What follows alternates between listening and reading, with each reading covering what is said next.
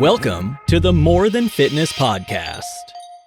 And welcome, ladies and gentlemen, to Minisode number 138.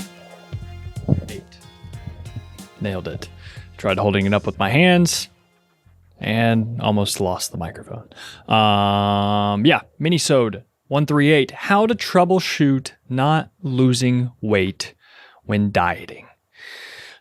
Right, this can be the the ultimate frustrating thing, but I don't think it's the ultimate frustrating thing. But it is pretty damn frustrating whenever you're trying to lose body fat and then all of a sudden you feel like you're giving it your 100% efforts, you're doing all of the things, and then you just consistently keep seeing the scale not go in the direction that you would like. So I'm going to go through my expertise as a registered dietitian, as someone who's worked with hundreds of people and have done this troubleshooting every single week for the past, 4+ years. Hopefully I can give a little bit of advice here that if you're in this situation or if you run into this situation in the future, you'll know what to do, right? Okay, so the first thing that we want to figure out is, are you not losing weight or are you not losing fat? Right? Because these are going to be two different things. The thing that we want to aim for is fat loss, not necessarily weight loss, because weight loss could mean muscle and fat. We want to retain as much muscle as possible and then lose as much fat as possible, right? Because we want to make sure that we still are muscular, right? And we're eating enough protein, we're nourishing our bodies, and we aren't losing weight from muscle and just fat. And so the way that you do that, if you haven't been doing that thus far, I think is you either, there's essentially only a few ways to make sure that you're losing fat and not muscle. And that is going to be either one, take some type of body fat percentage test, which I'm actually not a fan of, but whatever method you do choose, and that's a podcast for another day, but look up different methods for assessing your body fat percentage, and just make sure that you stick to those same methods every single time that you would measure to make sure that you're at least close to an accurate reading. I think one of the best ones, honestly, and it's not even that great, is going to be something like skin fold calipers. If you can afford a DEXA scan and do all the high tech shit, yeah, sure, be my guest, do that. But if you're just talking about everyday stuff, I think that using body skin or body fat calipers are going to be a good way to do it, and just make sure you do it the same every single time. But the other method, the one that I use with clients and that I would recommend that would be a little bit easier, is to just take body measurements, and primarily, ideally, you would take them all over on your arms, your waist, your chest, and your legs.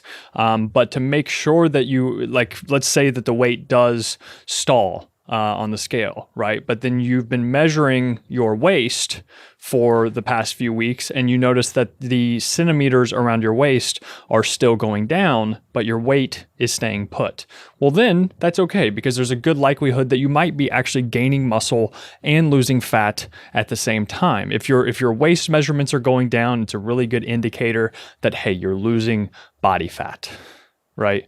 So, that's the first thing that you need to make sure. So I would take measurements at least around your waist every 2 to 4 weeks to make sure that you're on track. And that way, if the scale ever does stall on you, okay, I also have measurements here. I can check those out. And then that shows me, okay, sure, my weight stalled. However, my waist measurements are still going down. So I'm in good shape.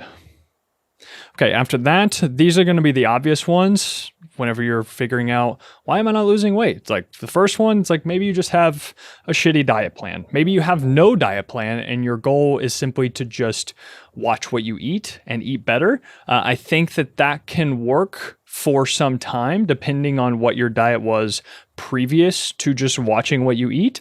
I think that can work for some time, but then after that initial weight loss jump that you get, your body's going to eventually adapt to that, and then you're going to have to make more changes, right? You're going to have to either drop some calories and or add in some cardio so that your body continues to burn that fat. But if you haven't been tracking what you've been eating and you don't know how many calories you're eating in general, well, you don't really know how many calories you're actually taking away, or how many calories you need to take away to continue losing body fat, right? And so if you're just watching what you eat, it's like watching what you eat harder isn't always the best move, and maybe you're restricting too much.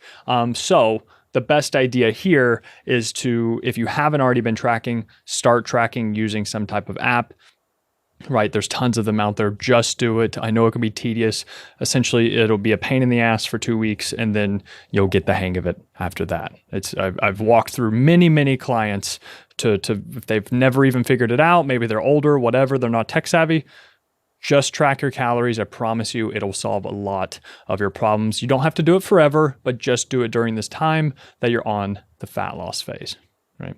The next obvious one is that maybe you aren't sticking to the diet. You think that you are, and then let's say Monday through Thursday, you're crushing it, you're doing everything. Friday through Saturday or Friday through Sunday, you're like, oh, I'm watching what I'm eating. However, in actuality, you're giving yourself more leeway than you actually are, or our memories suck.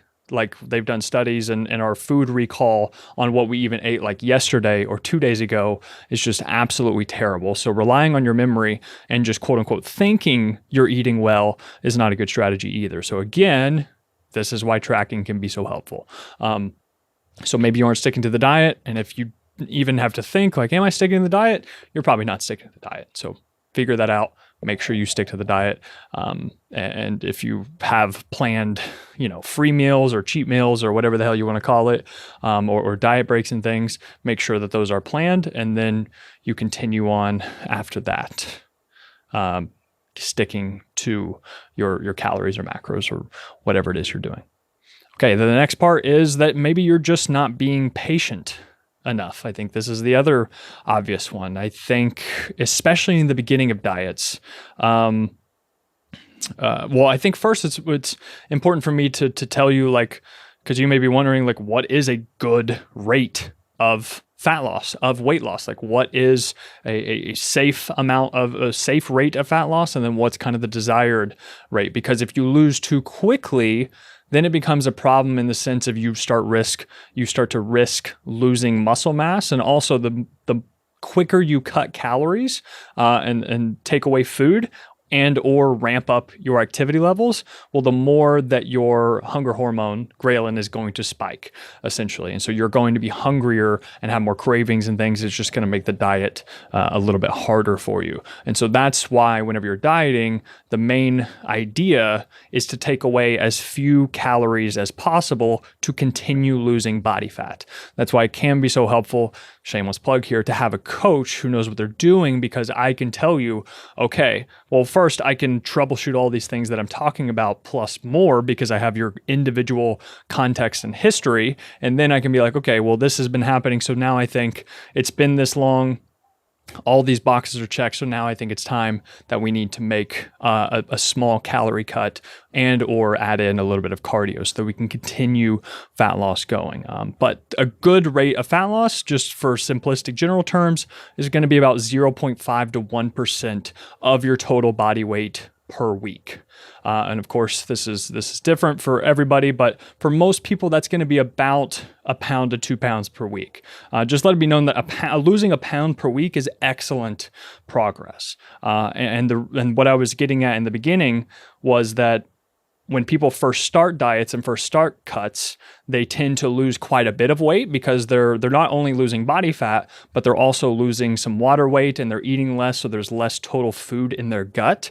And so in the beginning of fat loss phases, it's typical to lose quite a bit of weight, and then it kind of slows down, and the rate of progress slows down a little bit. And so that can be disheartening whenever you're comparing your week 4 to week 1 and 2, right? Because the body is still going through these changes. So that's something to definitely be mindful of.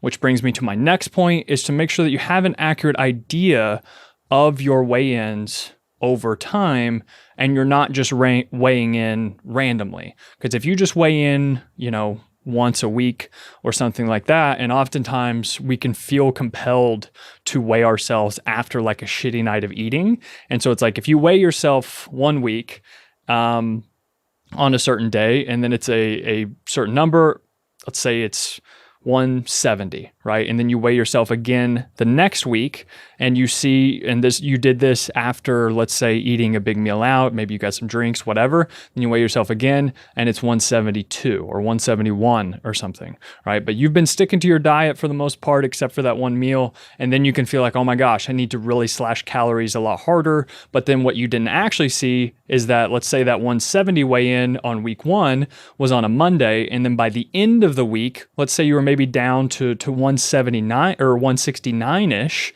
but then simply because you had that big meal on Sunday or something, or the next week, right? You had that big meal, your weight spikes, and so you feel like, oh no, I've gained 2 pounds. When in actuality, if you take the average of all your weigh-ins, you actually probably either maintained or maybe even dropped a little bit if you consistently hit 169 after weighing in at 170, right?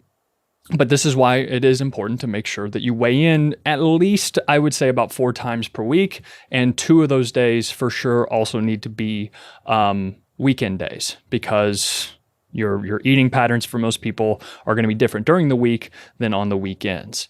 So weighing in at least a few times per week is going to be crucial in comparing that over time to really know, okay, am I actually not losing weight? Am I actually maintaining at this weight for several weeks?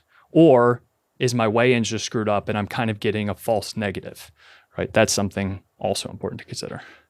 The next one is going to be water retention. Of course, this is going to be, this one's huge, and this one's really tough if you just don't have the entire context on what to look for things. Again, if you're having trouble and if you can afford it, I highly recommend you reach out to a professional, and it'll make your life 100 times easier. Water retention can come from a myriad of different things, but the most common ones are probably going to be things like stress. If you're stressed out, if you're getting lack of sleep, whenever you sleep, you're actually breathing out a lot of water. And so whenever you sleep less, you don't breathe out as much water. This is the very bro sciencey general way of putting it. But that's why if you wake up earlier than normal, you might be a little bit heavier. And then also your food hasn't had as much time to digest either. So that's something to take into consideration as well. So from sleep, stress, more sodium, more salt than you normally have. So if you just had a bunch of soy sauce and sushi or something the night before and you wake up and weigh yourself, you might have a spike there. Menstrual cycle, which is something I'll touch on just a second as I wrap this up. Menstrual cycle, if you just started a new training program, that could be another reason you have some inflammation. And inflammation can cause some water retention. The inflammation is completely natural. It's a natural response of lifting weights and the body trying to repair itself, but it also means a little bit of swelling, and that means water retention. Your weight might increase a little bit. So if you're really sore, you're starting a new plan, expect some weird things going on with your weight. But again, this is why you take averages, you compare week to week, and you don't just go off day-to-day fluctuations. All right. And then there's a few other things with water retention as well. But for the most part, this is why it's important to stick to things for at least, like if you set a calorie goal or something, stick with it for at least 2 to 3 weeks before making any type of changes, because you just never know whenever you might have that whoosh effect. And I won't get into that, but that's basically when your body releases a bunch of water at one time, and you can maybe end up losing like 2 to 4 pounds overnight because your body just simply decided to release some of the water that it's been holding, right?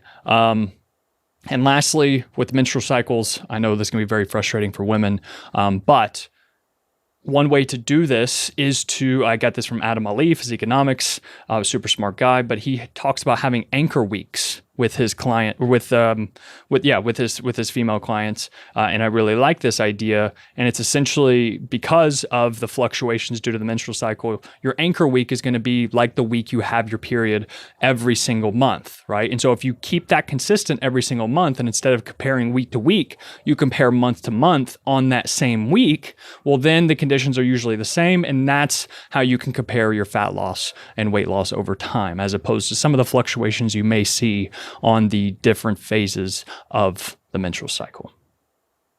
All right, that is all I have for you guys for this one. I hope that was helpful. I know it's quite a bit, and it does get nuanced. Again, if you need help, you can click the link in my bio. You can click the link in the description to sign up for one-to-one coaching with me, men or women. Just apply. I will get back to you. And as always, rate, review, subscribe, comment, like, smash that like button, as they say. Whatever, dude. Just share it with friends, get the word out there. And yeah, thank you guys, as always, for listening and for watching. See ya.